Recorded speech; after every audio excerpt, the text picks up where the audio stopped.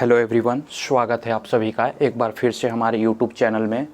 तो आज मैं फिर से पार्ट 3 लेकर के आया हूँ, पार्ट 3। जैसा कि आप सभी को पता है कि हम मोस्ट इम्पॉर्टेंट क्वेश्चन जो भी एक्सपेक्टेड क्वेश्चन है आपके एग्ज़ाम के लिए, आईटीआई इलेक्ट्रीशियन के सभी एग्ज़ाम के लिए बहुत ही इम्पॉर्टेंट क्वेश्चन की सीरीज़ को मैं लेकर के चल रहा हूं। यहां पर हर एक तरह के कॉन्सेप्ट को बहुत ही डिटेल में डिस्कस किया जा रहा है। आपको किसी भी क्वेश्चन में किसी भी तरह की कोई डाउट नहीं होगी। अभी तक 2 सेशन हम लोग ले चुके हैं, तो वो दोनों सेशन आप लोगों के लिए बहुत ही बेनिफिशियल हुआ होगा।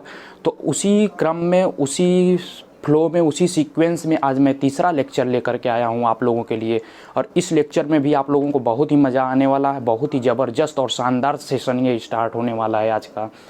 तो इसमें भी हम लोग काफ़ी महत्वपूर्ण क्वेश्चन को डिस्कस करने वाले हैं। और आप लोग ऐसे ही, हमें उम्मीद होगा कि अच्छे से आप लोग नोट्स भी प्रिपेयर कर रहे होंगे, अच्छे से नोट्स को तैयार कर रहे होंगे। तो आप लोगों को बता दूं कि ये जो सीरीज़ है सभी इलेक्ट्रीशियन एग्ज़ाम के लिए इम्पॉर्टेंट है। यहाँ पर मैं जो भी क्वेश्चन डिस्कस कर रहा हूँ, ये सारे क्वेश्चन किसी न किसी एग्ज़ाम में आ चुके हैं और किसी न किसी एग्ज़ाम में आने की संभावना होगी।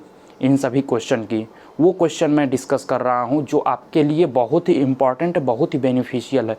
फालतू के क्वेश्चन यहाँ पर कोई भी डिस्कस नहीं होगा।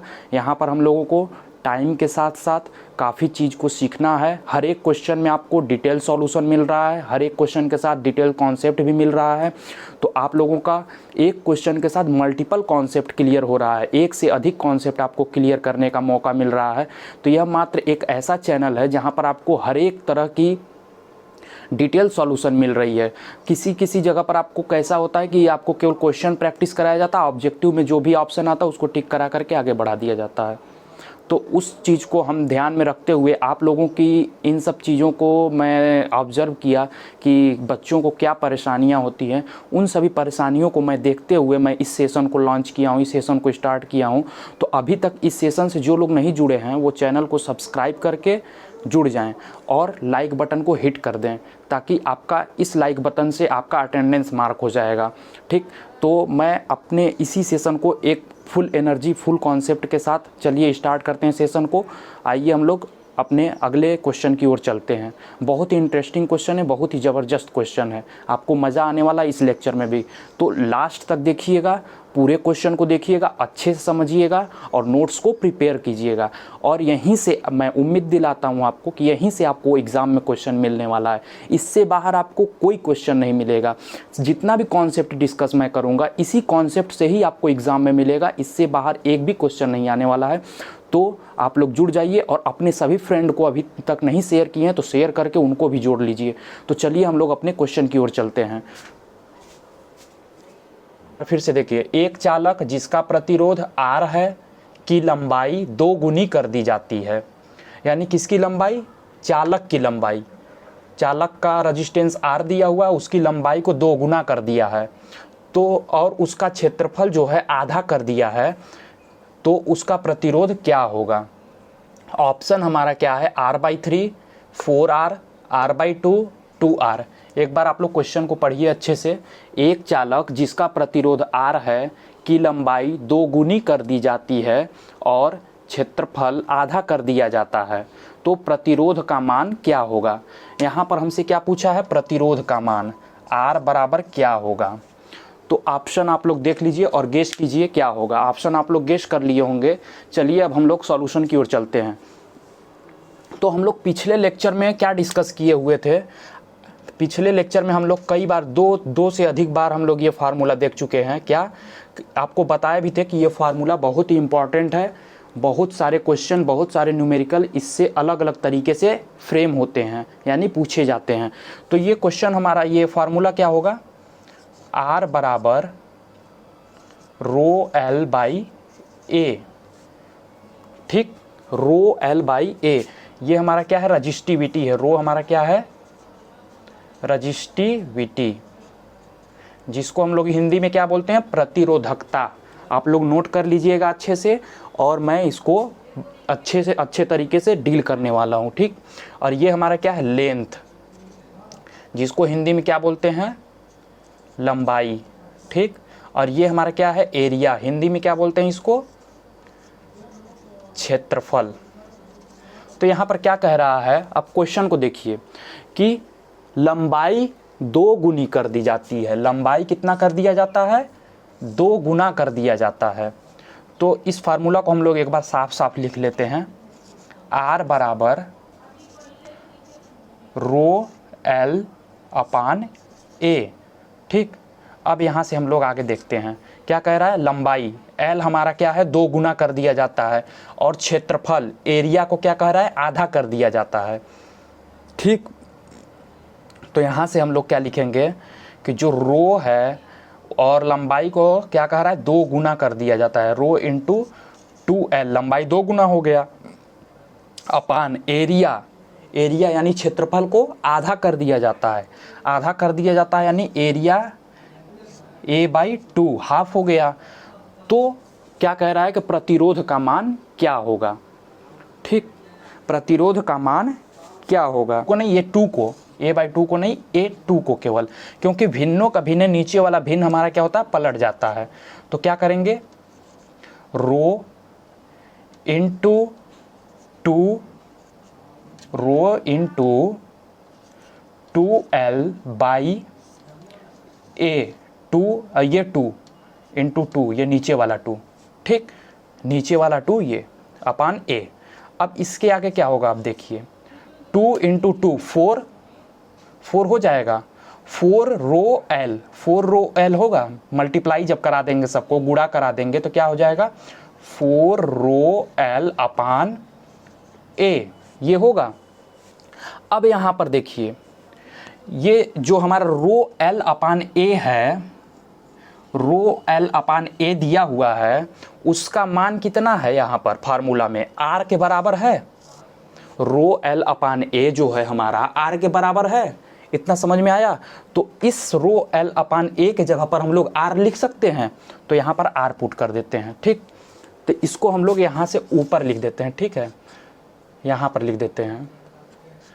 तो जो है रो L अपान A को हम लोग क्या लिख सकते हैं, 4 इंटू R, ठीक।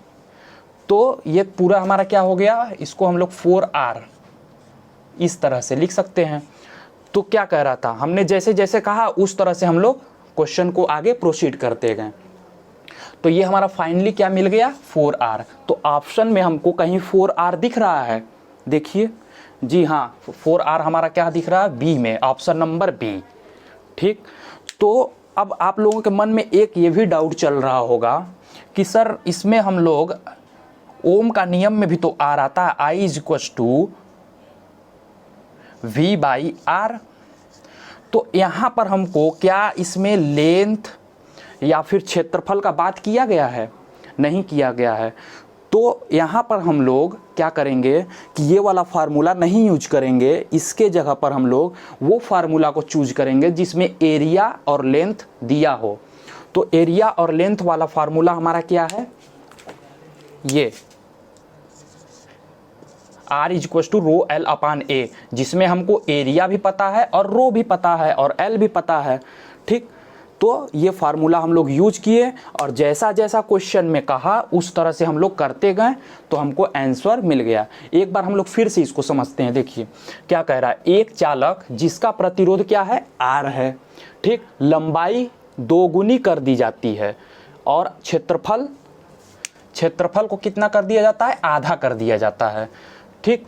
तो प्रतिरोध का मान क्या होगा, तो लंबाई को हम लोग फार्मूला सी, सबसे पहले फार्मूला हमको पता होना चाहिए कि फार्मूला कौन सा यूज होगा, रेजिस्टेंस का कौन सा फार्मूला हम लोग यूज करें जिसमें लंबाई भी दिया हो और एरिया भी पता हो, वो फार्मूला हम लोग चूज किए। तो ये फार्मूला हमको यहाँ से पता चल गया।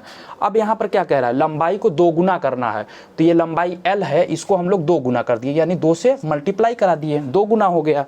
और एरिया को आधा कर दिए, आधा का मतलब क्या होता है, 1/2 गुणे A।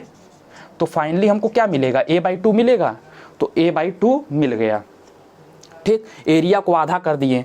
अब यहाँ पर हमको क्या दिख रहा है, यहाँ पर हमको ये दिख रहा है कि ये भिन्नों का भिन्न है, ठीक। तो ये नीचे वाला भिन्न हमारा पलट करके ऊपर चला जाएगा, ऊपर मल्टीप्लाई कर जाएगा। पिछले क्वेश्चन में हम लोग अच्छे से डिस्कस कर चुके हैं, ठीक। तो यहाँ पर क्या होगा, ये ऊपर जा करके ये 2 से गुणा करेगा तो 2 दूना 4 हो जाएगा, 4 रो एल अपान ए। इतना समझ में आ गया। अब आगे देखिए क्या होता है, 4 रो एल अपान ए। तो यहाँ पर ये चीज़ हमको 4 रो एल अपान ए मिल गया। अब उसके बाद क्या बात आनी चाहिए माइंड में कि ये रो एल अपान ए जो है ये किसके बराबर है, ये हमारे रजिस्टेंस के बराबर है। रो एल अपान ए रजिस्टेंस के बराबर है, तो इसके जगह पर हम लोग आर भी लिख सकते हैं, आर पुट कर सकते हैं रो एल अपान ए की जगह पर। वहाँ पर हम लोग रो एल अपान ए की जगह पर आर रख दिए, तो यानी हमको क्या मिल गया, ये 4R। तो यही हमसे पूछा था कि रजिस्टेंस का मान क्या होगा, तो रजिस्टेंस का मान हमको क्या मिल गया, 4R। उम्मीद करता हूँ आप लोगों को अच्छे से समझ में आ गया होगा ये क्वेश्चन। अब हम लोग अगले क्वेश्चन की तरफ चलते हैं। काफ़ी अच्छे समझ में आया होगा और मज़ा भी आया होगा समझने में। तो इसी तरह से हम लोग अच्छे से सभी क्वेश्चन को मैं डिटेल में डिस्कस कर रहा हूँ ताकि आपको कहीं से कोई क्वेश्चन में प्रॉब्लम ना हो। यहीं पर अगर लेंथ की जगह पर कोई वैल्यू दे देता कि अगर कोई रजिस्टेंस है या कोई कंडक्टर है, उसकी लंबाई का मान 2 दिया है और एरिया हमारा 2 दिया हुआ है, मान लेते हैं लंबाई भी 2 दिया हुआ है, एरिया भी 2 दिया हुआ है, तो अब यहाँ पर हमको प्रतिरोध का मान पूछ देता या रजिस्टिविटी का मान पूछ देता। इस तरह से क्वेश्चन डिजाइन कर सकता था, इनमें से सबका वैल्यू दे देता और आर का मान पूछ लेता। तो हमको फार्मूला उस हिसाब से प्रिपेयर करना है कि कौन सा फार्मूला कब हमको यूज़ करना है, वो फार्मूला हमारे माइंड में होना चाहिए। वही चीज़ मैं यहाँ पर आपको सिखा रहा हूँ और आप लोग अच्छे से नोट्स प्रिपेयर कीजिए। मुझे उम्मीद है आप लोग अच्छे से नोट्स बना रहे होंगे, तो आप लोगों को काफ़ी कुछ क्लियर हो चुका होगा। अभी पिछले 3 लेक्चर में मैं बहुत अच्छे कॉन्सेप्ट को डिस्कस किया हूँ। तो आइए हम लोग अगले न्यूमेरिकल की अगले क्वेश्चन की ओर बढ़ते हैं, देखते हैं अगला क्वेश्चन कैसा हो सकता है और क्या हो सकता है और उसके लिए क्या ट्रिक है या क्या फार्मूला है या क्या कॉन्सेप्ट है, ठीक। तो चलिए हम लोग चलते हैं अपने अगले क्वेश्चन की ओर। हेलो स्टूडेंट्स, तो अगला क्वेश्चन हमारा क्या है, देखिए बहुत ही इंटरेस्टिंग क्वेश्चन है, बहुत ही इंपॉर्टेंट क्वेश्चन है, ठीक है। आपके एग्ज़ाम के लिए बहुत ही इंपॉर्टेंट क्वेश्चन है। तो अगला क्वेश्चन हमारा क्या कह रहा है कि जब एक समान आवेश गोले के भीतर प्रवेश करते हैं, जब एक समान आवेश गोले के भीतर प्रवेश करते हैं तो विद्युत विभव इलेक्ट्रिक पोटेंशियल, जिसको हम V से डिनोट करते हैं, वो क्या होगा, ठीक है। यहाँ पर इलेक्ट्रिक पोटेंशियल V पूछा है, ठीक। जैसे ये हमारा गोला है, इसको स्फेयर इंग्लिश में बोलते हैं, ठीक है। तो क्या कह रहा है कि जब एक समान यूनिफॉर्म चार्ज जो है, यूनिफॉर्म चार्ज जो है आवेश हमारा क्या करता है, गोले के भीतर प्रवेश करता है, इस गोले के अंदर प्रवेश करता है, तो जो पोटेंशियल होगा वो क्या होगा हर एक पॉइंट पे। तो ऑप्शन क्या दिया हुआ है, कभी घटता है यानी घटता है, कभी घटता है कभी बढ़ता है, उतना ही रहता है जितना सतह पर, हर बिंदु पर शून्य होता है। तो इसको गेस कीजिए, फिर मैं बताता हूँ कि ऑप्शन क्या है। ए घटता है, बी कभी घटता है कभी बढ़ता है, सी उतना ही रहता है जितना सतह पर, डी हर बिंदु पर शून्य होता है।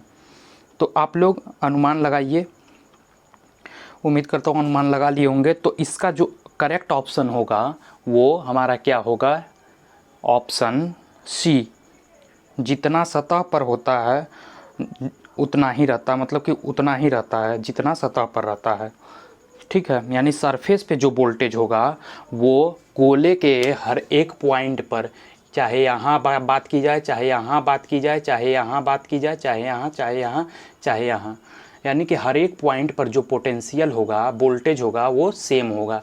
यानी किसी भी स्फीयर में,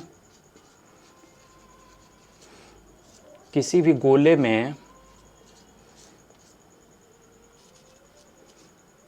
हर एक पॉइंट पर, हर एक पॉइंट पर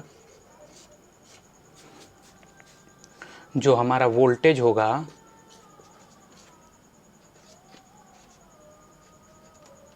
वो क्या होता है, सेम होता है। इसको नोट कर लीजिएगा, इम्पॉर्टेंट पॉइंट है, ठीक। किसी भी स्फीयर पे अगर हम यूनिफॉर्म चार्ज दें तो क्या होगा कि जो सतह पे उसके वोल्टेज होगा वही हर एक पॉइंट गोले के सभी पॉइंट पे उतना ही वोल्टेज होगा। ऐसा नहीं कि यहाँ पर कुछ और वोल्टेज हो जाए या इस पॉइंट पे कुछ और वोल्टेज हो जाए या इस पॉइंट पे कुछ और वोल्टेज हो जाए, ऐसा नहीं होगा। यानी कि जो सतह पे वोल्टेज होगा वो अंदर भी होगा, उसके सरफेस पे भी होगा, यानी हर एक पॉइंट पे गोला का जो भी पॉइंट है हर एक पॉइंट पे वोल्टेज उतना ही होगा। ठीक, अब इसमें एक और पॉइंट हम लोग डिस्कस कर लेते हैं। अगर इलेक्ट्रिक फील्ड की बात करता, इसी स्फीयर में जो हमारा इलेक्ट्रिक फील्ड होता है, इलेक्ट्रिक फील्ड हमारा क्या होता है, E बराबर change in voltage upon change in distance. Electric field जो होता है चेंज इन वोल्टेज, इसको हम लोग किससे डिनोट कर रहे हैं, D V upon change in distance, D x. X हमारा क्या है, डिस्टेंस है, दूरी है, यानी voltage change in voltage upon change in distance. तो ये क्वेश्चन आपको समझ में आ गया होगा अच्छे तरीके से। इसमें कुछ करना नहीं था, यानी इसमें सिर्फ छोटा सा कॉन्सेप्ट लगा है कि ये सीधे पूछ दिया है कि अगर किसी भी गोले के भीतर विद्युत विभव प्रवेश करता है तो गोले के भीतर एक समान आवेश प्रवेश होता है तो हर एक पॉइंट पे जो उसका वोल्टेज होगा वो क्या होगा। तो ऑप्शन नंबर सी है, यानी कि उतना ही रहता है जितना सतह पे रहता है। जितना सरफेस पे हमारा वोल्टेज होगा उतना ही गोले के किसी भी पॉइंट पे, सपोज कीजिए ये हमारा गोला है तो जितना इसके सरफेस पे होगा उतना ही अंदर भी होगा, उतना ही इस पॉइंट पे, उतना ही इस पॉइंट पे, यानी गोले के हर एक पॉइंट पे उतना ही वोल्टेज होगा। ठीक, तो उम्मीद करता हूँ ये समझ गए होंगे। और जो इलेक्ट्रिक फील्ड होता है स्फीयर का, एक पॉइंट यहाँ से आप लोग इसको नोट कर लीजिएगा, change in voltage upon change in distance. अगर हम यहाँ पर वोल्टेज को शून्य रख दें, वोल्टेज को शून्य कर दें तो क्या हो जाएगा, हमारा इलेक्ट्रिक फील्ड क्या होगा, जीरो हो जाएगा। ठीक, यानी कि जो इलेक्ट्रिक फील्ड होगा हमारा वो क्या हो जाएगा, जीरो हो जाएगा। तो इस क्वेश्चन का जो ऑप्शन होगा वो सी होगा, यानी कि सरफेस का वोल्टेज उतना ही होगा जितना अंदर वोल्टेज होगा, अंदर का वोल्टेज होगा उतना ही सरफेस का वोल्टेज होगा। यानी कि इस पॉइंट पे जितना वोल्टेज होगा इस वाले पॉइंट पे उतना ही गोले के हर एक पॉइंट पे वोल्टेज होगा। ठीक, ये चीज़ आप लोगों को क्लियर हो गया होगा।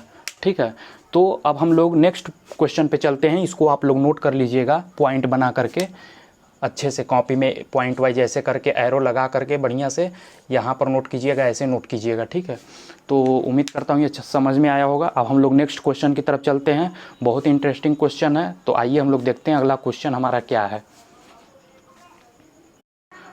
ओके स्टूडेंट्स, तो अगला क्वेश्चन हमारे सामने आ चुका है। तो क्या लिखा हुआ है, द्रव द्वारा प्रदर्शित प्रवाह के विरोध को क्या कहते हैं। क्वेश्चन समझ में आया, द्रव द्वारा प्रदर्शित प्रवाह के विरोध को क्या कहते हैं। यानी कि जो द्रव का प्रवाह होता है उसके प्रवाह को विरोध उत्पन्न कौन सा चीज़ करता है, यानी कि द्रव के फ्लो में जो है विरोध क्या उत्पन्न करता है, ऐसा क्या चीज़ है जो द्रव के प्रवाह में विरोध उत्पन्न करता है। क्वेश्चन का ये मतलब है। तो ऑप्शन दिया हुआ है हमारा स्पेसिफिक ग्रेविटी, जिसको हिंदी में बोलते हैं आपेक्षिक घनत्व, विस्कोसिटी, ऑप्शन बी क्या है, विस्कोसिटी, जिसको बोलते हैं श्यानता, ऑप्शन सी हमारा क्या कह रहा है, टिट्रेशन, जिसको हम लोग बोलते हैं अनुमापन, और ऑप्शन डी हमारा क्या है, सबस्ट्रेट अवस्तर। ठीक, तो इसमें से कौन सा ऑप्शन करेक्ट होगा।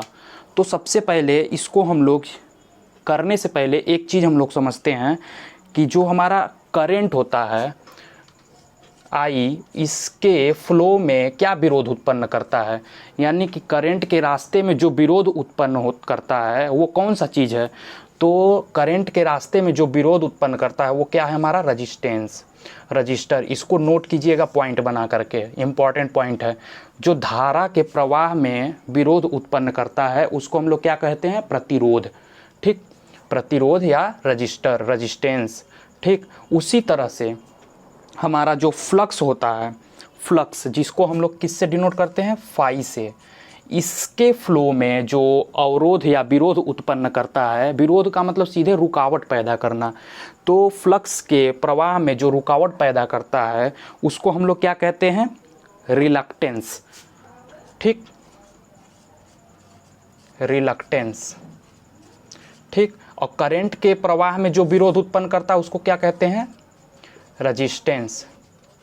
देखिए कैसे, जैसे ये हमारा क्या है कोई सर्किट है, ठीक, मान लीजिए कि कुछ रेजिस्टेंस, इसकी कुछ वैल्यू होगी, यहाँ से करंट आई जा रहा है, ठीक, तो आई फ्लो हो रहा है, तो इसके रास्ते से जब गुजरेगा तो ये विरोध उत्पन्न करेगा। इस रजिस्टर के प्रति कुछ न कुछ वोल्टेज का ड्रॉप होगा। वोल्टेज का ड्रॉप मतलब वोल्टेज हमारा यहाँ पर कुछ न कुछ कम होगा। यहाँ से हम यहाँ से सप्लाई दिए, करंट हमारा जा रहा है, ठीक, तो रास्ते में रजिस्टर पड़ा, रजिस्टर क्या करेगा? अवरोध उत्पन्न करेगा। ठीक है, सपोज कीजिए कि यहाँ पर आप हैं, ठीक, और यहाँ पर क्या है? गाड़ी का ब्रेकर है। सपोज रास्ते में जा रहे हैं बाइक से आप, ठीक, बीच में ब्रेकर लगा हुआ है, ठीक है, तो यहाँ से आप जा रहे हैं, फ्लो में जा रहे हैं, रास्ते में ब्रेकर आ गया तो क्या कर रहा है? आपके स्पीड को कम कर रहा है, आपके जो फ्लो है उसको, उसमें रुकावट पैदा कर रहा है।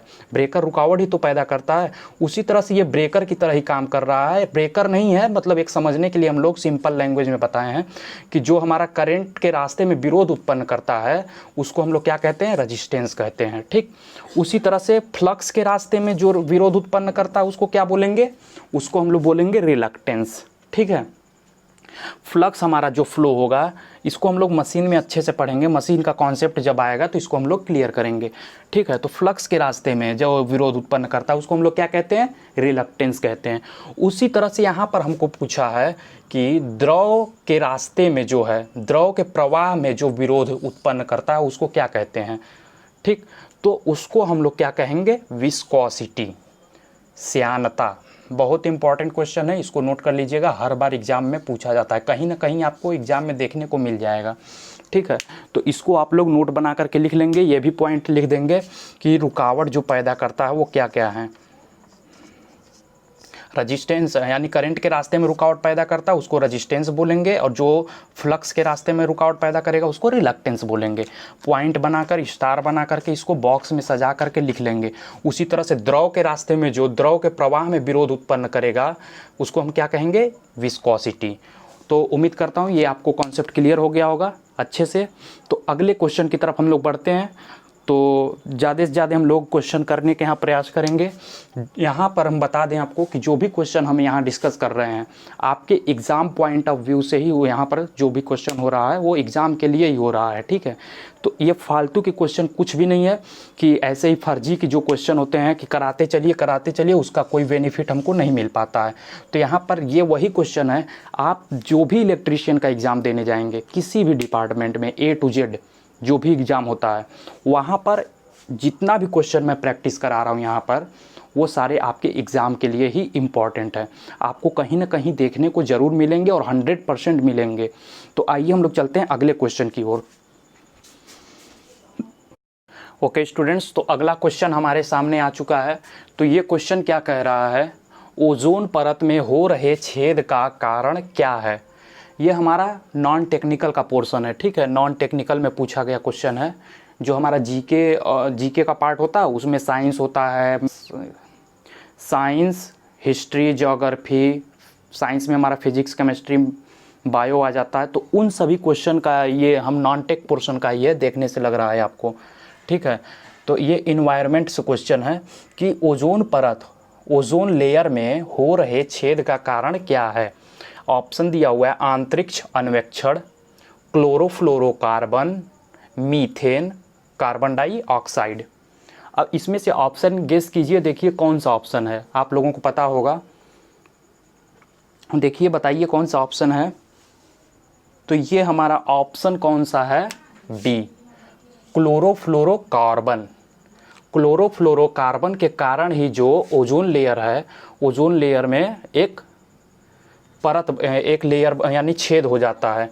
क्लोरोफ्लोरोकार्बन ये क्या है? ये किसके कारण होता है? प्रदूषण के कारण। अभी हम लोग कोरोना के वजह से कई दिनों तक इंडस्ट्रियां बंद थी। तो इंडस्ट्री जब बंद थी तो क्या हो रहा था कि हमारा जो है पॉल्यूशन था इन्वायरमेंट में, पर्यावरण में, जो हमारे पर्यावरण प्रदूषण बहुत सारे थे वो क्या हुए थे, काफ़ी साफ़ हो गए थे। न्यूज़ चैनल पे भी काफ़ी दिखा रहा था कि ओजोन लेयर जो है हमारा काफ़ी, मतलब कि जो हमारा पर्यावरण है वो काफ़ी सेफ हो गया, यानी साफ़ हो गया है। तो ये जो परत में छेद हो गया था वो छेद भी हमारा क्या हो गया था, बंद हो गया था। ओजोन लेयर का परत जो है वो इसी वजह से बंद हो गया था। क्यों? क्योंकि इन्वायरमेंट में हमारा पॉल्यूशन नहीं हो रहा था, काफ़ी दिनों से सभी फैक्ट्रियां बंद थी, काम बंद था, तो वहाँ से धुआं नहीं हो रहा था, प्रदूषण नहीं हो रहा था। तो जो ओजोन लेयर था, ओजोन लेयर का जो छिद्र था वो हमारा क्या हो गया था, बंद हो गया था। ठीक, तो ये क्या है, किसके कारण होता है ओजोन लेयर में छिद्र या छेद? ये होता है हमारा क्लोरोफ्लोरोकार्बन के कारण। तो ये याद करने वाली चीज़ है, इसको माइंड में आप लोग बैठा लीजिएगा, CFC, शॉर्ट में बोलते हैं CFC। ठीक, CFC गैस। ठीक है, तो आप लोगों को उम्मीद है कि ये समझ में आ गया होगा। ये ज़्यादा नहीं GK का पोर्शन है, नॉन टेक्निकल का पोर्शन है। तो ऐसे ही बीच बीच में हम कुछ नॉन टेक्निकल का भी आप लोगों को पोर्शन लेते आते रहेंगे, लेकर के कराते रहेंगे, जिससे आपका हर एक पार्ट कवर होता रहे। ये नहीं कि केवल टेक्निकल ही, तो नॉन टेक भी हम कवर कराएंगे धीरे धीरे, और टेक्निकल को तो आपको बहुत एक्सपर्ट बनाने वाला है। टेक्निकल में आप तो एकदम जा करके एग्ज़ाम में तहलका मचाएंगे। ठीक है, तो आइए हम लोग अगले क्वेश्चन की तरफ चलते हैं। उम्मीद करता हूँ आप लोगों को समझ में आ गया होगा ये। ओके स्टूडेंट्स, तो अगला क्वेश्चन हमारा सामने आ चुका है। ये भी हमारा नॉन टेक्निकल से ही है। ठीक है, तो क्या कह रहा है कि hydrogen sulphur oxygen, hydrogen sulphur oxygen का परमाणु क्रमांक यानी एटॉमिक नंबर कितना दिया हुआ है? क्रमशः 1, 32 और 16 है। ठीक, एटॉमिक नंबर हमारा दिया हुआ है 1, 32, 16। ठीक, हाइड्रोजन, सल्फर और ऑक्सीजन का। उसके बाद क्या कह रहा है कि तो सल्फ्यूरिक अम्ल का अणु भार कितना होगा? सल्फ्यूरिक अम्ल का अणु भार यानी मॉलिक्यूलर वेट पूछा है। मॉलिक्यूलर वेट पूछा है कि कितना होगा। तो सल्फ्यूरिक अम्ल को हम लोग क्या लिखते हैं? H2SO4। ये हमारा क्या है? सल्फ्यूरिक अम्ल, जिसको हम लोग क्या बोलते हैं? Sulphuric acid. ठीक है, तो इसका अणु भार पूछा है। ठीक है, एटॉमिक नंबर दिया हुआ है, अणु भार हमसे पूछा है सल्फ्यूरिक एसिड का। तो इसको सॉल्व करने के लिए देखिए कैसे करेंगे। जहाँ मतलब कि जो यहाँ पर दिया हुआ है उसकी हम लोग वैल्यू यहाँ से उठा करके रख लेंगे, यानी जो एटॉमिक नंबर है, H का एटॉमिक नंबर कितना होगा? हाइड्रोजन का एटॉमिक नंबर कितना दिया हुआ है? 1, तो यहाँ पर 1 रखेंगे। इनटू ये 2 है हाइड्रोजन के बेस में, इस 2 से हम लोग मल्टीप्लाई करा देंगे। फिर उसके बाद क्या करेंगे? प्लस करेंगे। ठीक, ये सल्फ़र है, सल्फ़र का एटॉमिक नंबर कितना दिया हुआ है?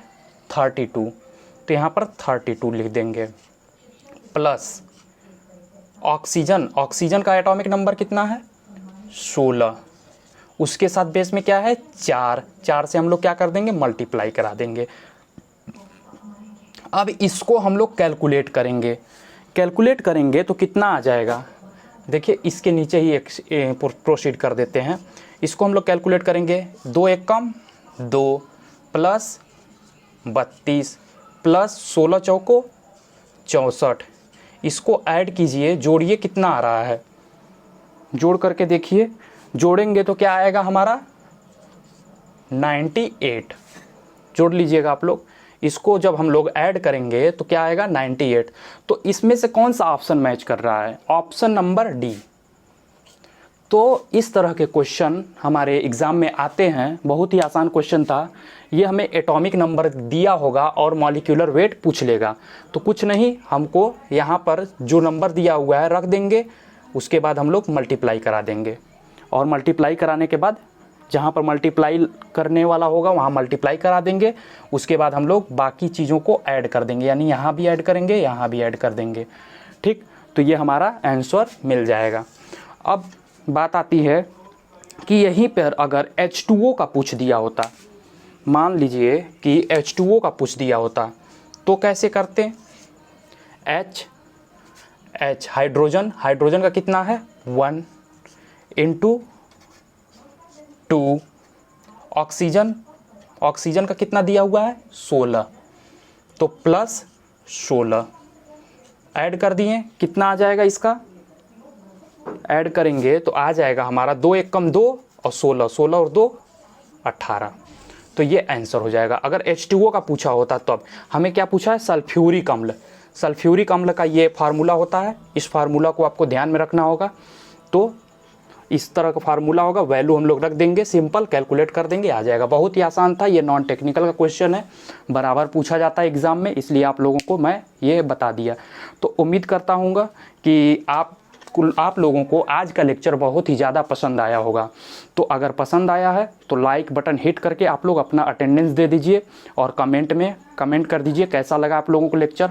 और हाँ, अभी तक अपने फ्रेंड को अगर नहीं शेयर किए होंगे, बाय द वे आप भूल गए होंगे, तो अभी सभी जितने भी ग्रुप में आपके फ्रेंड ऐड हैं सबको शेयर कीजिए और सबको बोलिए कि यहाँ पर लेक्चर चल रहा है, आप लोग देखिए, बहुत ही अच्छा है, बहुत ही इंटरेस्टिंग टॉपिक पढ़ाया जा रहा है जो कि हमारे इम्पॉर्टेंट सभी एग्ज़ामों के लिए है।